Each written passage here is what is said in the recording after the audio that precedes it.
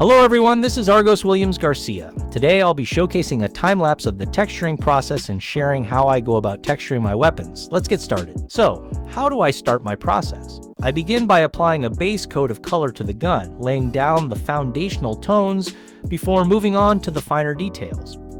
To texture efficiently, you'll need to paint every single cube, every pixel counts. The best approach is to use the paint bucket tool while having your desired element selected. Also, make sure to enable mirror painting. This helps speed up the process significantly by applying your work symmetrically. So yeah, we will speed up in skipping the video once all the base colorization has been done. Now let me show you the result after applying the base colors. That's the result so far, and this is what you'll end up with after the base colors are applied. Now, we'll take this texture to the next level by painting in the finer details using a pixel brush. Lower the opacity and begin painting with slightly darker shades of the same base color. This will help add depth and variation to the texture. Paint the raised or more visible parts of the model with lighter tones, and use darker tones for the lower or less visible areas, especially those that are typically hidden in game. This adds depth and a more realistic sense of lighting to the texture.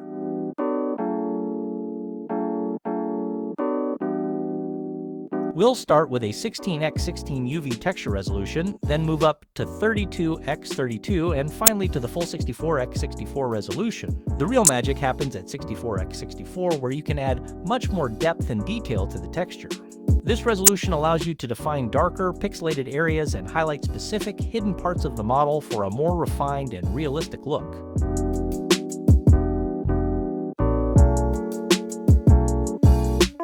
As you can see, we're now highlighting the upper areas of the model. This technique is often referred to as built-in shading. The idea is to imagine where light would naturally hit the surface of the gun and replicate that by using lighter tones.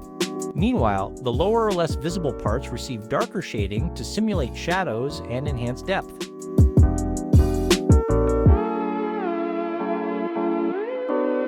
Now, we'll skip ahead in the video to move on to the 64x64 resolution texturing phase. Press Ctrl+A keys to select everything, then set the texture resolution to 64x64 to begin detailing at a higher level.